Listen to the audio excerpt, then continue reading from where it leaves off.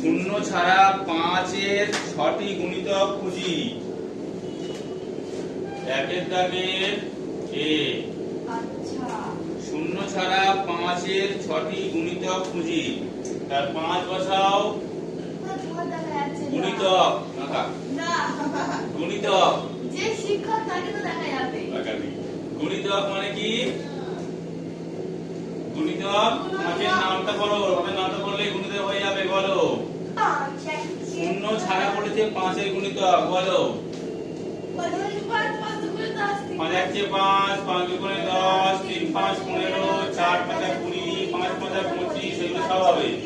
ঠিক আছে, এগুলো সব হবে। 5 6 30, এই কটা সব হবে, এখানে সবগুলো হবে। ঠিক আছে, এবার হচ্ছে বিয়েরটা দেখো। এটা হচ্ছে কি অঙ্ক? হ্যাঁ হয়ে গেছে।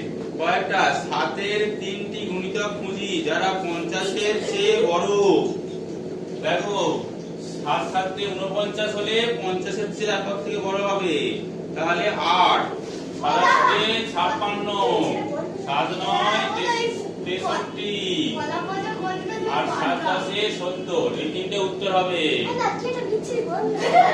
হ্যাঁ এইটাই গন্ধ হয়ে যাচ্ছে।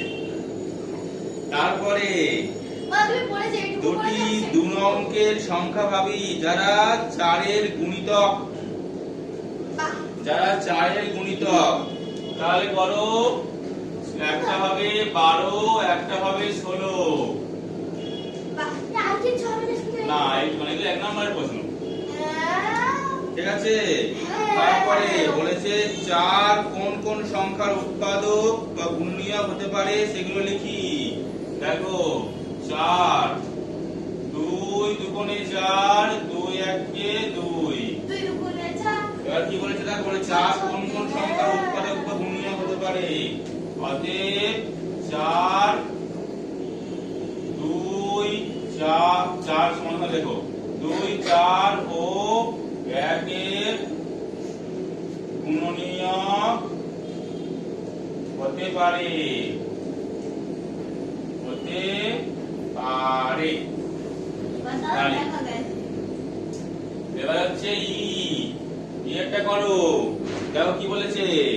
বলেছে হচ্ছে যে এমন দুটি সংখ্যা খুঁজি যাদের লসাগু 12 আর যোগফল হচ্ছে 10।